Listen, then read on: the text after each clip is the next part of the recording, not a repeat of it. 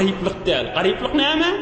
Gariplik adamın ruhu çıkandan sonra can Allah'ım bana bir dakiqa vaqt ver. Bir dakiqa, bir saniye, bir saniye, bir bana vaqt ver, bir dünya iyi ver.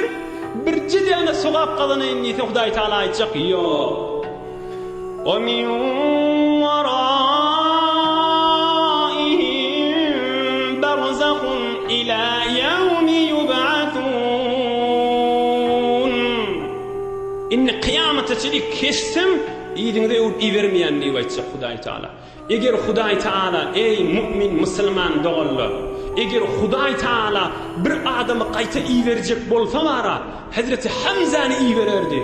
Hazreti Hamza'nın ruhu o yoldaşlarının ruhu beheşte giriptir da bila näme deyipdirler. Can Allah'ım sen beheşte her näme dilesek berjek deyip aytdiyan. Xuda